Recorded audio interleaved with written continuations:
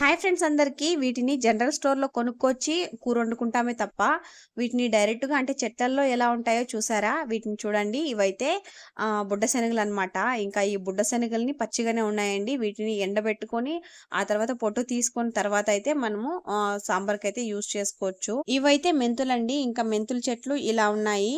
ఇవి కూడా పచ్చిగానే ఉన్నాయండి. వీటిని కూడా ఎండబెట్టుకొని తర్వాత మనం యూజ్ చేసుకోవచ్చు. ఇంకా మెంతులైతే ఇలా ఉన్నాయి. మా అమ్మ ఏ పంట చేసినా సరే అంటే టమోటా నార్మల్‌గా ఏదైనా పచ్చిమిర్చి అలా ఏసినా సరే వాటిలో అయితే ఇవి ఇలా కూరగాయలన్నీ వేసేస్తుందనమాట. ఇంకా ఇవైతే బుడ్డ శనగలండి. పచ్చి బుడ్డ శనగలు. ఇంకా వీటిని కూడా మనం పొట్టు తీసుకొని అంటే ఎండబెట్టుకున్న తర్వాత పొట్టు తీసుకొనైతే యూజ్ కాదండి చేసుకోవచ్చు. బెండకాయి, వంకాయి, టమోటా ఇట్లాంటివన్నిటి ఏసేస్తుందనమాట. ఏ పంట చేసినా సరే. ఇంకా అందులోనూ ఈ ఉల్లిపాయలండి ఇవి మెయిన్‌గా వేయనే వేస్తదనమాట. ఏది వేసినా వేయకపోయినా. ఇంకా ఇది తింటే కూడా మనకి హెల్త్‌కి చాలా మంచిదండి. ఇంక ఇలానే కూరగాయలన్నీ పండిస్తది మా అమ్మ.